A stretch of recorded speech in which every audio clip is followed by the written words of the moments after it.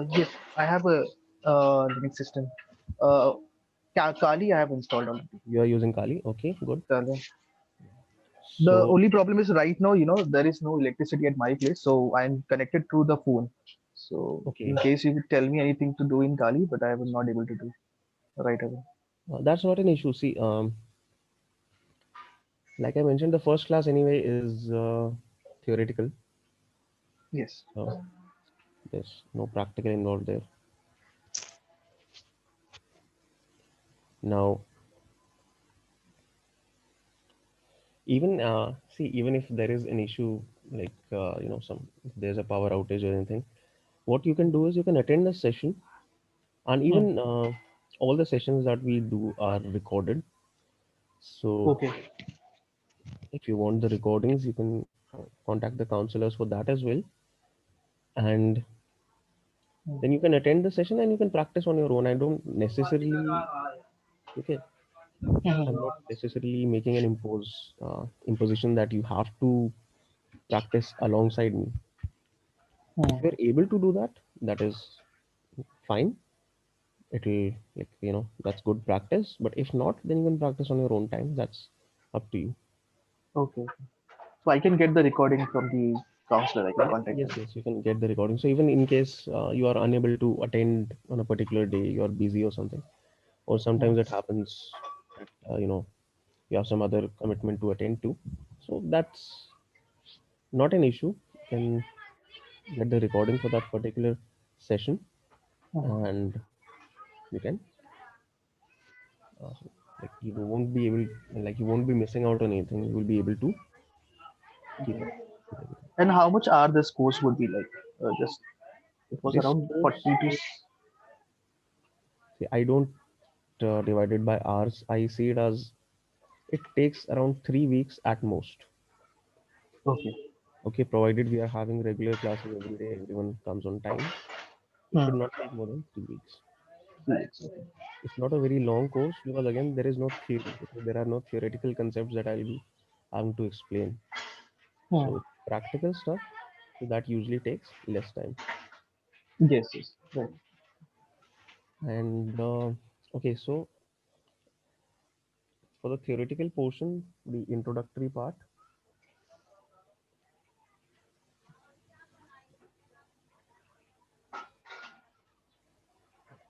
let me just start with that for now.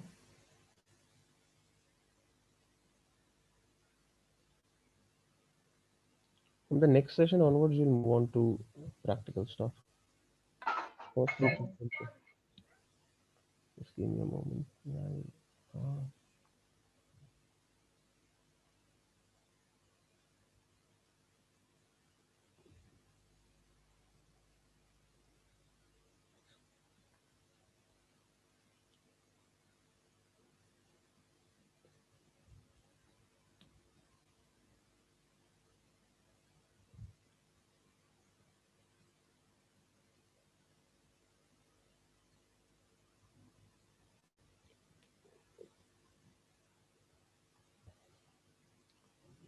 Now, what I'm going to do is I'm going to share my screen. Okay. Okay, it should be visible now. Are you able to Yes, see it? yes, I can see this. Okay, good.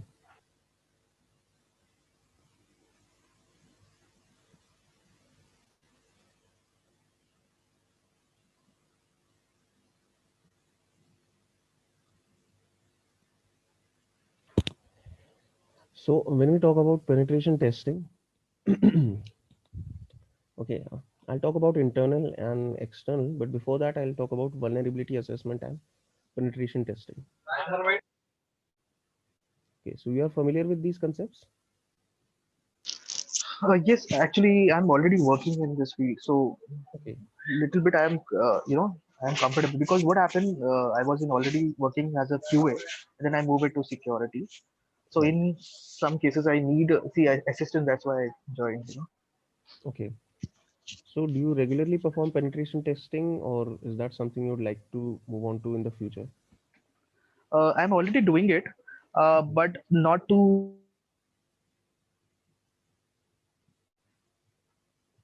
Hello? But yeah, we are doing the BAPT part along with the source code relay and all those things. So I Okay, you're got pretty already much doing idea that. about it. Yeah, pretty much idea about it.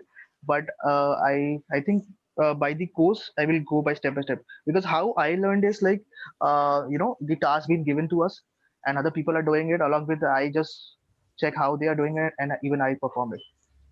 Right. So I was needed like step by step. If I know the process more, it would be great. So you Okay. can consider me as a like, the beginner is being crossed, the intermediate one.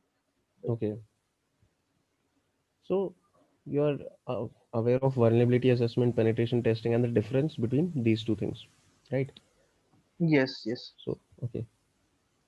But if And you want, you can just go again, to the again explaining it. The reason is in case, my definition would be like one line, but you would explain me much better, which would help me. okay, sure. Like, how are you teaching to other people? Like, just go through that only. Yeah, that's what I'm going to do. Even I'm just I asked you because I wanted to get an idea of how much you are aware about this, and accordingly Mhm. we can do. So to see, Okay. the main thing to remember here is with vulnerability assessment, you are just trying to find out what vulnerabilities exist within a particular system or within a particular network or within a particular security uh, you know posture. But with penetration testing, you are actually going one step forward. It is more in depth. With vulnerability assessment, you just find out that these are the vulnerabilities that exist. That's it. You don't go any further. With penetration testing, you actively try to exploit those vulnerabilities and try to see how far you can go into that system, like how deeply you can penetrate that network or that system. That's why, that's where the Mhm. name comes from, penetration testing. Yes, yes. So that is the important thing to remember, that this is the difference between these two things. Okay. And of course, we also have security policy auditing. Now, that is something that's completely different. Okay, so that is where you're just auditing, or you are going through the security policies that have been implemented or that have been created, and you're trying to see how effective they actually are. Because just having a policy is not enough. If it is not being implemented properly, or if there are some loopholes within the policy itself, then it's going to be useless. Right. So security policy auditing is also something that is done. But again, that's a completely different concept. Okay, we are not going to go to that. Okay, there's a lot of theory involved in those kind of things. That is not what this course is for. Now we are going to focus on the penetration testing part. And when it comes to that, there are two types of tests: external and And the internal. internal. Yeah. Right? So external is when the tester is located outside of the network that they're trying to hack into. So this tries to simulate an attack from the outside, okay, where an attacker is sitting and he remotely tries to attack a network or a system. So that is the kind of situation an external penetration test tries to simulate. The other kind is internal. So here the attacker or the tester, in case of penetration test, is situated inside the network that he's trying to get into. So he already is inside that network, and then he's trying to further hack into the systems there. So these are the two kinds, external and internal. Okay, so are there any questions here? No, no, I got it. No? No. The Okay. security policies, that is more of like theoretical part, right? Yeah, but Uh, that is not covered under this course. Like that is okay. something, it's not really something that we teach, or it's not really something that a lot of people want to learn or anything. That's just, if you are in a company that provides these kind of services, then I think they'll train you better on how to perform this kind of thing. Yeah. So more or less, this is a auditor kind of thing, right? Security policy auditing. Yeah, but a lot of places don't really opt for these kind of services. Hmm. I mean, other than if there is any compliance requirement, a lot of people Hmm. don't usually opt for this. Again, that's up to them. Hmm. Now we are going to talk about the different phases. Okay, so like you mentioned, the proper procedure is what you are more interested in finding out, right? So with penetration testing, we follow a step-by-step method, and these steps, these are also known as phases. So you can call them phases of penetration testing. Now, the very first phase or the very first step, whatever you would like to call it, that is information gathering. So it's important to find out as much data as you can, to collect as much information as you can about your client, about whoever you're trying to hack.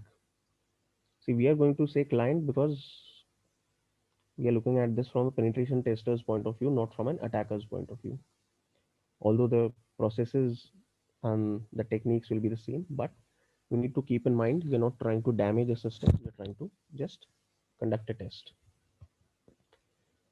So, who is your client? What kind of information is publicly available? Okay, so these days you can find loads of information over the internet. Okay, you can find out articles about a company, about an organization. You can go to social media. You can find that a lot of employees, they keep posting information about themselves. They keep posting photos and stuff. So that is all a very valid, like those are all very valid sources of information. Okay, maybe as you move forward with your test, maybe not all of that will be relevant to you, but when you start, you need to have as much information as you can gather. So who is the ISP might not be that important, but what type of business are they in? Okay, so what kind of services are they providing? Who is working there, or how many employees are working there? If you can get a list of employees, or you can find out some details about the people working there, then you can employ other strategies as well to get information from those people. You can look for the kind of information they are posting, they are making available on social media, which might be relevant to your testing. Even there is a concept known as social engineering. Are you familiar with that? Yeah, I've heard that social engineering, Heard that? but not Okay. sure. Yeah, I'm not sure how the entire step-by-step process or what are tools Right. they use. But social engineering, yes, to get the information about the application or a company from the social media sites which we have, No, that is not social engineering. which is not okay. Social engineering is not correlated to social media. That's not the case. Okay, so See, I wasn't wrong. no worries. That's not an issue.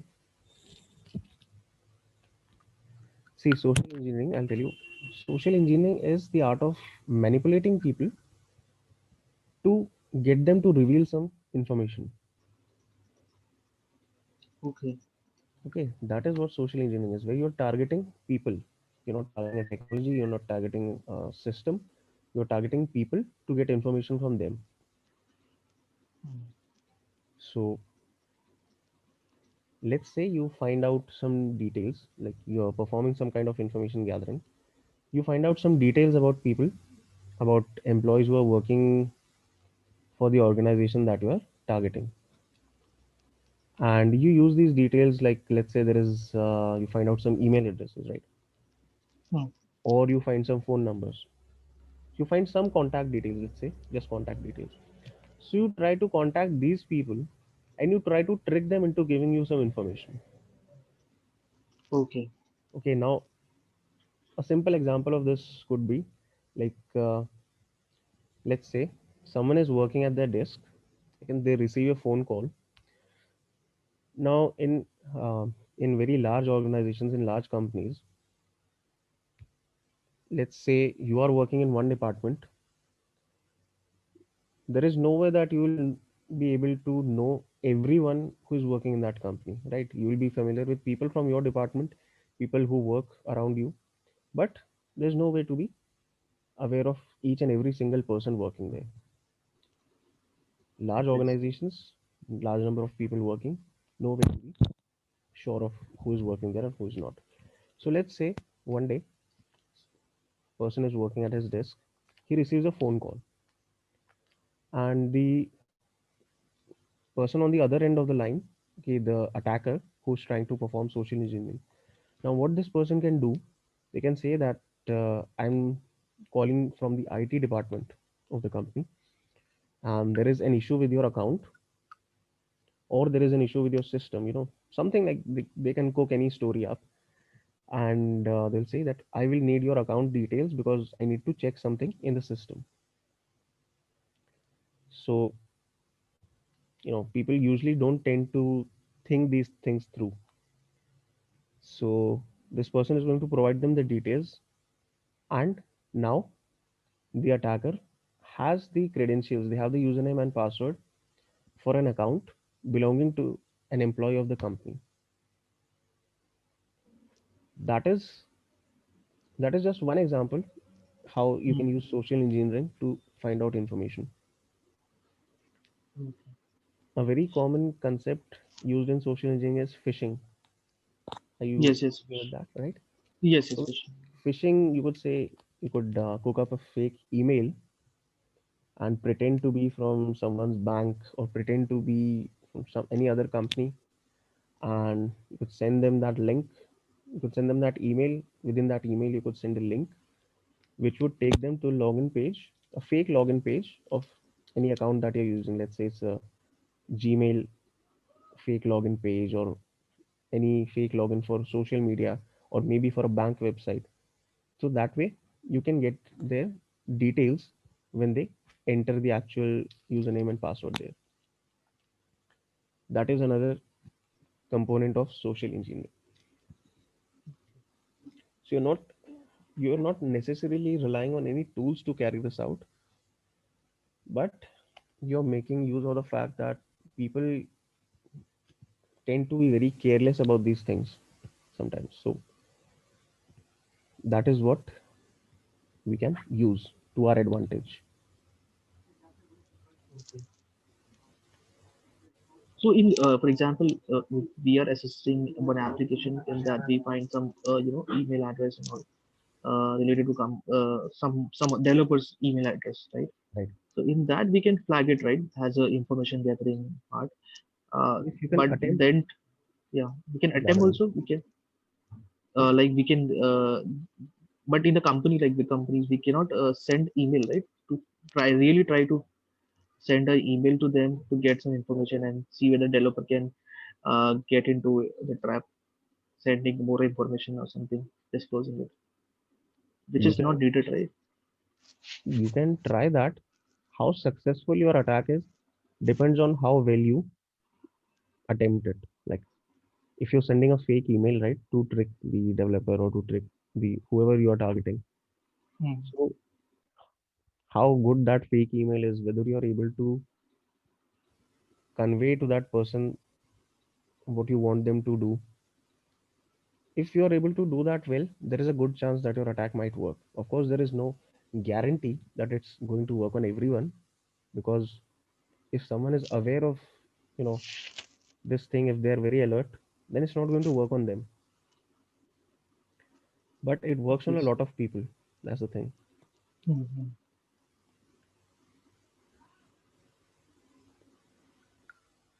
So also that is another way to look at it, is that you should always be alert. You should be on the lookout for these kind of things as well,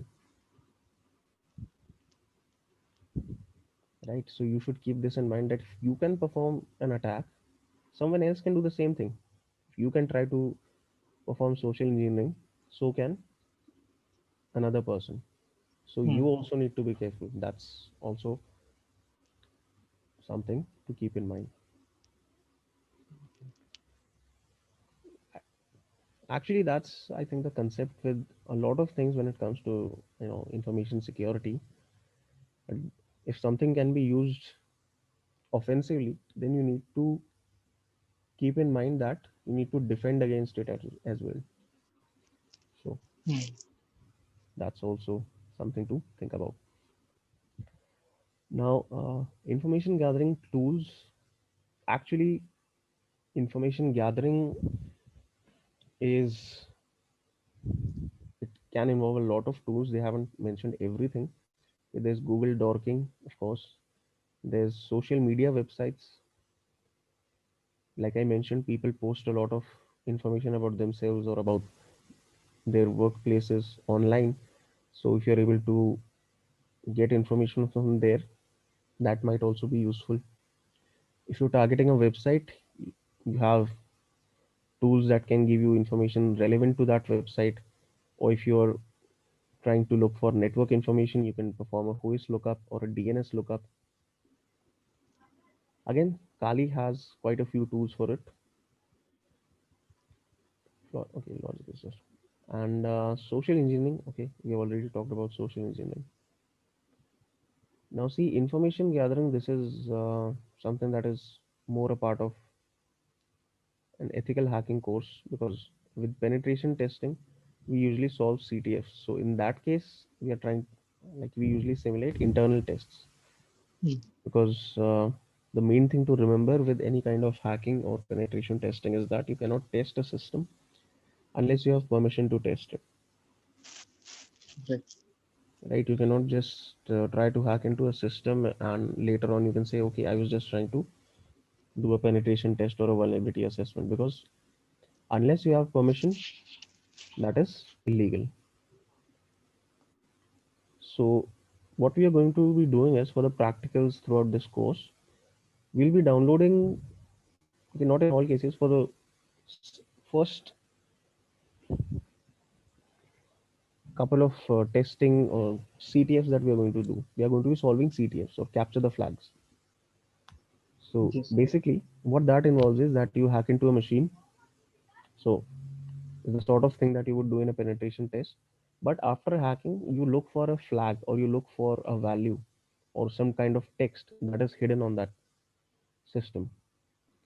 And then you retrieve that, and that is an indication that, okay, you have solved that CTF or you have successfully hacked that system. So we'll be making use of that for this course. Okay. So for the CTF, what we are using, we are going to use.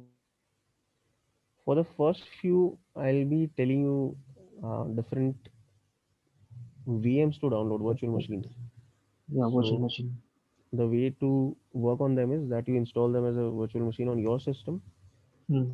and you use you have already Kali installed, so Yes. you use that to work on these CTFs or these machines.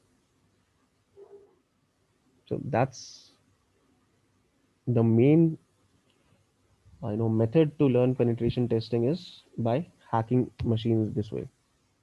Not Hmm. necessarily by installing them on your system. I mean, there's a lot of places, I'll be going through that as well, where you can connect to a network online and then you can work on machines on their networks. You don't have to download anything. So that will also be a part of the course. But the thing to keep in mind is that it's a very efficient way of learning penetration testing and the techniques and the concepts involved in such kind of work. So that is what we do throughout this course. Now, after you're done with information gathering, you move on to reconnaissance, which means you already have some information. Now we're trying to get into the more onto the more technical stuff, basically. See, with information gathering, everything that you can find about your target, you try to assimilate that and you try to keep it with you. But when you're done with that, then you try to move on to the more technical things. That happens in the reconnaissance phase. Okay, because ultimately what we are trying to hack is a system or a network. So we need to get technical eventually, and that happens in this phase. So let's say we figured out some IP addresses or some details about some websites,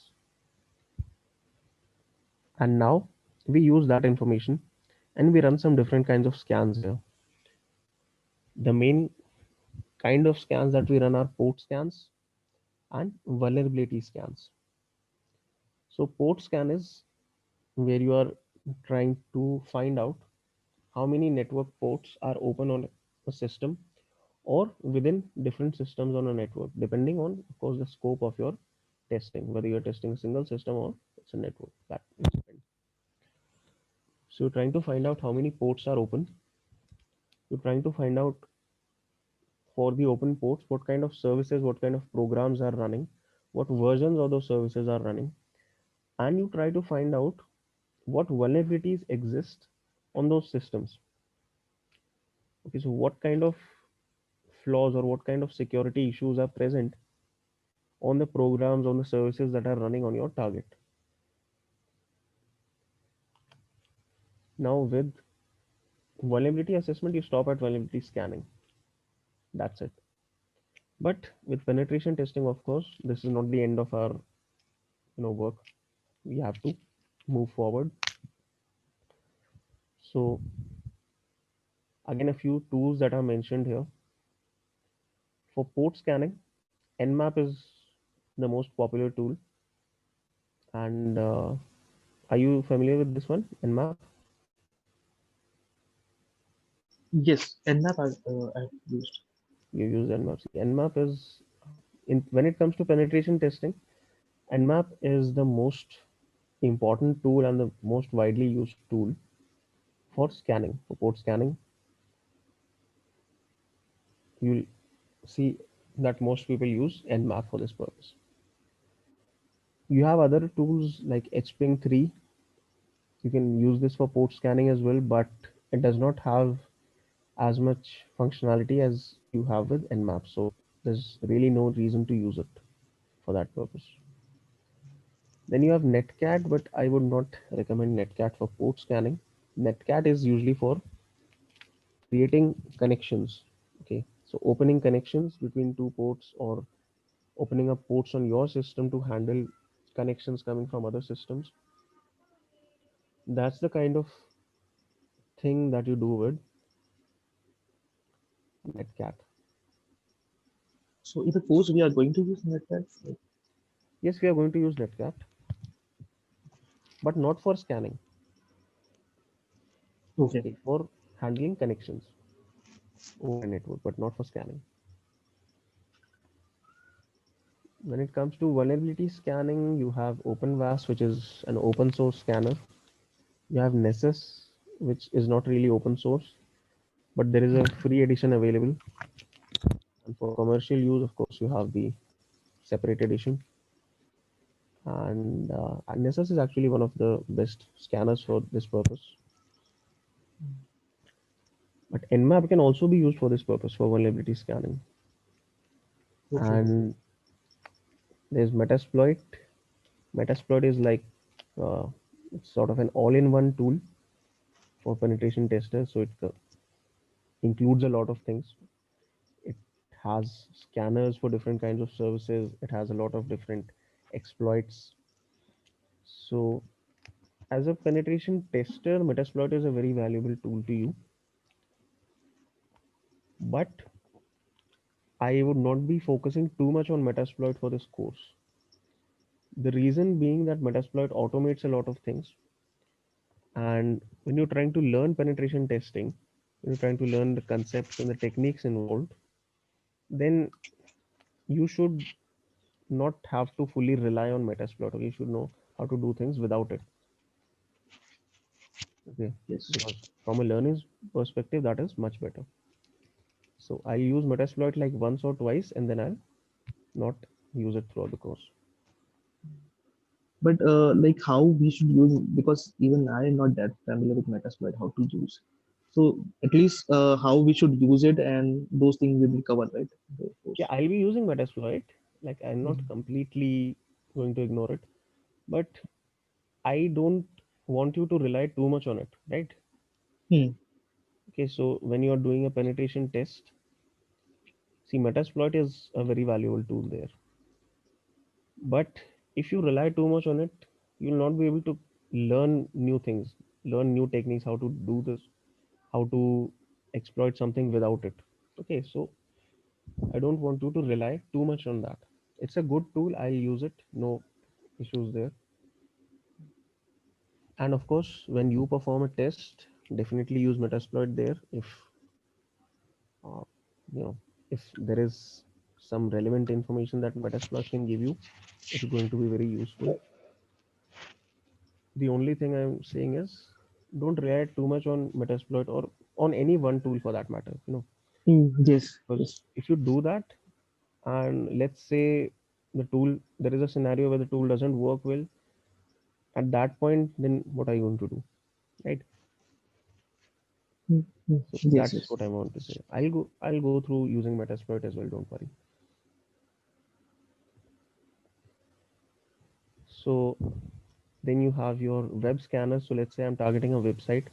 There are particular tools which are specifically for performing scans on websites. So if your target is a website, you know that there is a website which you're targeting, or let's say you're targeting a machine which has a web server running on it, then you can switch to a web scanner to find out information which is relevant only to the website and not to any other service or any other kind of port. So I'll be going through that as well. A few web scanners which are very common. Then you have your banner grabbing. Banner grabbing is simply like there is a service running on a port and you're trying to collect some very basic information about it. Like if there's a web server running, you're trying to find out what version of that web server is running. Like if it's Apache, then what version of Apache? If it is Microsoft IIS, then what version of that? That kind of basic information is what you're doing with banner grabbing. You're just connecting to the service, grabbing the banner that it shows, basically just seeing what it's telling you about version details. That's a very basic thing that you do. And in most cases, it's not even a separate thing, it will be a part of your port scanning with what you're doing with Nmap itself. Port checking, again, it's just port scanning. Now, after you have RFC, I saw this. RFC, what was that?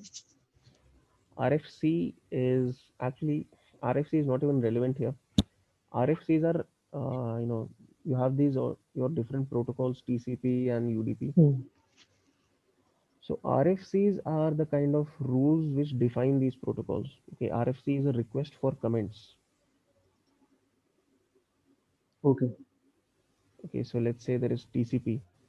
So RFC 793 is describing how TCP should work, guidelines for implementing that protocol on a system.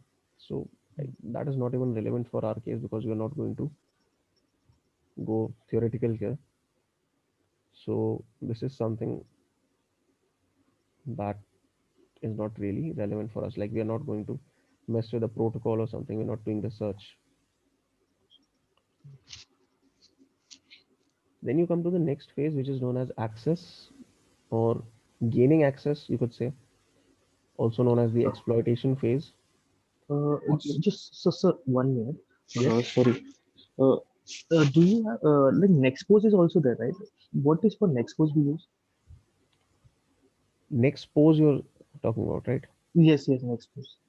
Okay. So are you familiar with what that is?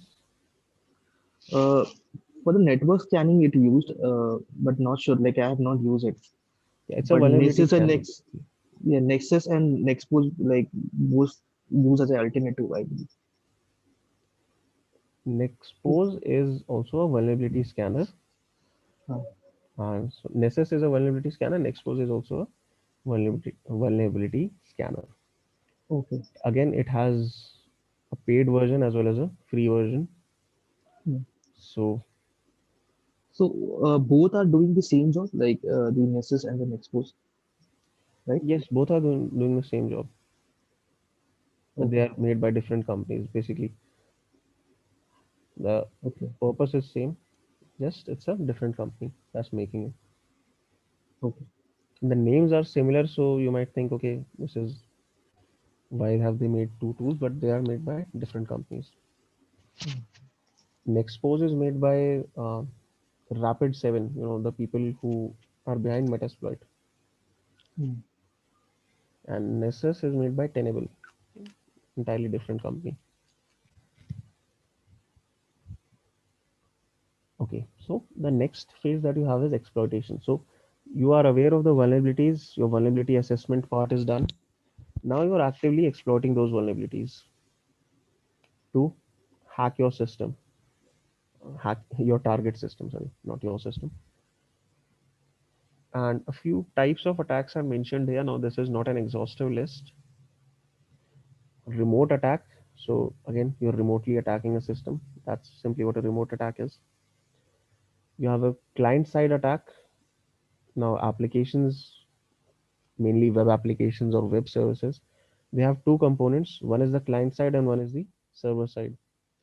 So if there is a vulnerability that is making use, sorry, if there's a vulnerability in the client side portion of the service and your attack is making use of that vulnerability, then you could say that it is a client side attack.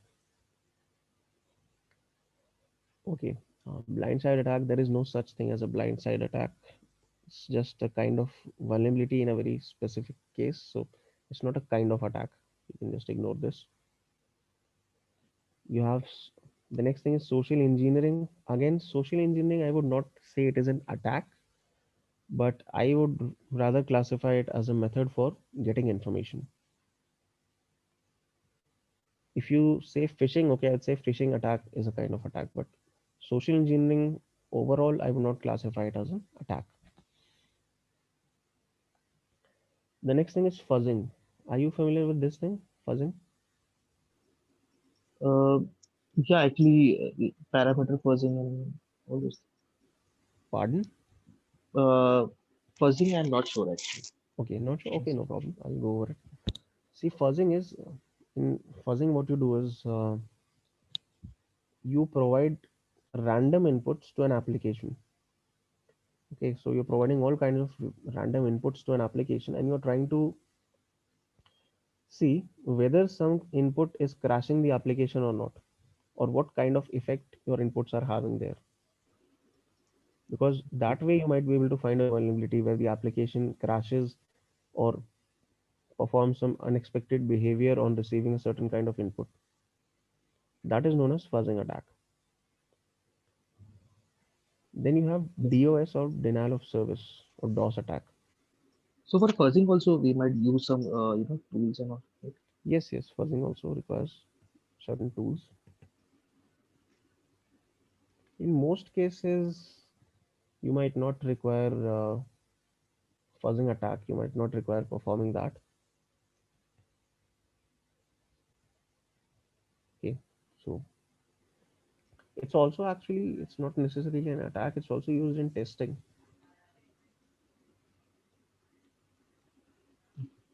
So again, it's an automated testing technique. So where you just use a tool, you tell it what to attack, and then you use it to attack. However, it's not really something that you require most of the time. It's just for when there is a service and you're completely unaware of how it is working. So you just try to perform fuzzing there. Then you have denial of service or DOS attacks where you're trying to crash an application. In essence, you would be denying that service to someone. And denial of service, I'll tell you, is not used in penetration testing. A DOS attack is not going to be a valid form of attack for a penetration test because a denial of service crashes a system or a service or a network, and whoever your client is, they're not going to let you crash their services. Let's say they're hosting an e-commerce website. If you crash that, then they're going to lose money. They're going to suffer a loss. So Hmm. denial of service is almost never going to be allowed for a penetration test.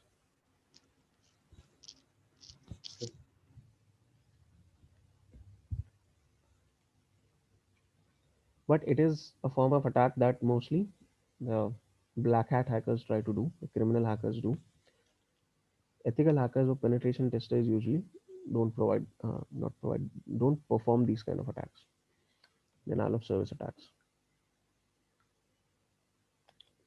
Okay, then you have your man in the middle attacks. So man in the middle is when you are trying to insert yourself in the middle of a conversation between two parties and you're trying to figure out what data is being sent. So it's kind of like a wiretap. You're trying to figure out what message is someone sending, what is someone doing over the internet, that kind of thing. Again, only applicable in very specific scenarios, and it's somewhat difficult to do as well. So it's rare, but it's if you are able to perform it, then you can get a lot of information. Again, for tools of the trade, so Metasploit is going to be mentioned everywhere. And there's another tool, Armitage. Armitage is simply a GUI front end for Metasploit. Whereas Metasploit is command line based, Armitage is GUI based. Then there's the old school method, just compile, download an exploit, compile it and run it on your target.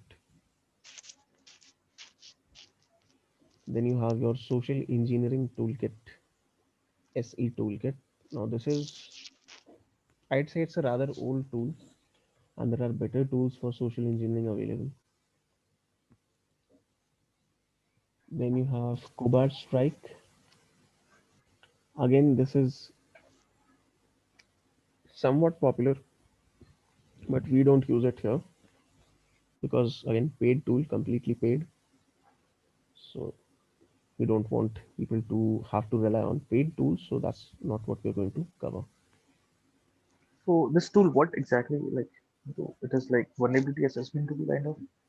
It basically automates a lot of your stuff. It makes penetration testing much easier for you. That's what it does. It can be also used to perform like simulations to, I don't know, can show someone what kind of risk an attack can have. Okay.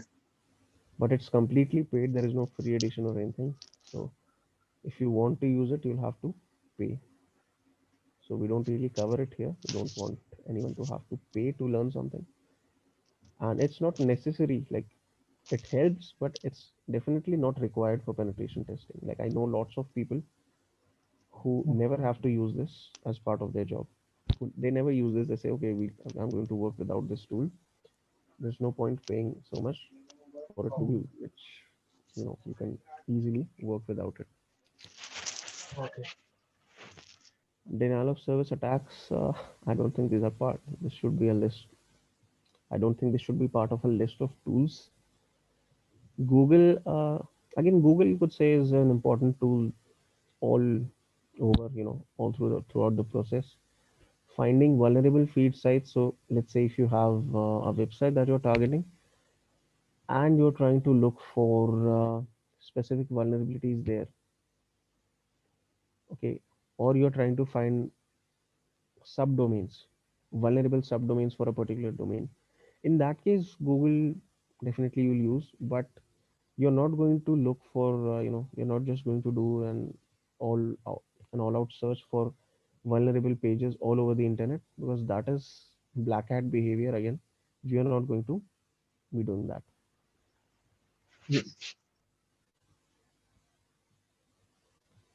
I'm not going to say, okay, I'm just going to look for all vulnerable websites that I can find on Google today, and I'm just going to randomly pick and hack any of those because that is something that hackers or black hat hackers do.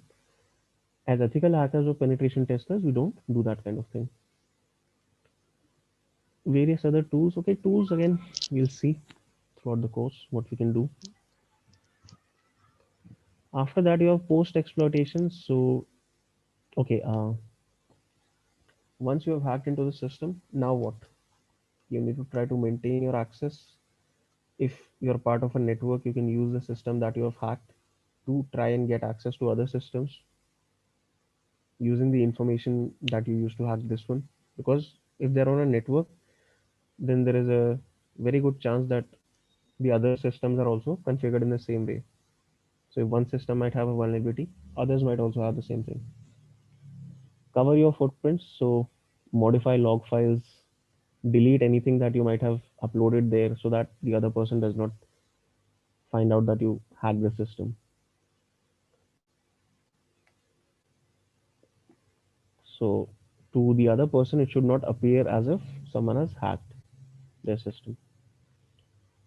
Capture evidence for proof of access, because you are doing a penetration test, so you need to capture evidence. Basically, that means take screenshots at regular intervals. So when you make a report to your client, you can use that. Document your process. Again, this will be something that you do within your report. Okay, what I'll be doing is I'll now be giving you a link. Actually, this there's a little bit of this in the chat, and I'll also show you how that website looks like. So this is the website exploit database. Okay, and Okay. every day, almost every day, there's something new being added. So when you get to the website exploit DB, this is the first page that you'll see, and you'll be seeing the latest vulnerabilities that were found out here. So it's in descending order. At at this moment, there are Okay. more than 43,000 different exploits for Hmm. different softwares and stuff. So let's say you talk about Apache, right? So if I'm looking for We are going to Apache, let's say, try. We are going to try any of this so that even I can get idea how to yeah, use the yeah, we'll exploit do DB that. as well. Okay. But even what we are going to try is a part of Metasploit as well. Some of these vulnerabilities are in Metasploit as well. So we'll be looking at that also. So don't worry about that. Okay. Okay. So the only part is in the chat which you have pasted. The first thing is the one hub, basic pen testing OVR file that I need to be set up on my any of the virtual box, right? Yes. Okay. And next time, like tomorrow, we will connect and then we'll see how what are things we are going to do in Yeah, that. tomorrow we'll start working on that. So tomorrow we'll start the practical portion of the course. Okay. Thanks. So like let's say for if you talk about Apache 2.2, so I search that and all the vulnerabilities relevant for it. Uh, so it's now showing me that there are 22 total entries for Apache 2.2, and Hmm. depending on the particular version that I'm looking for, I can look through the vulnerabilities. I can download the one that I want to use. Depending on what language the exploit is in, I can then use it to run. Again, this is stuff that we can see, okay, throughout the course, so don't worry about it. Okay. And this is the most popular website for this thing.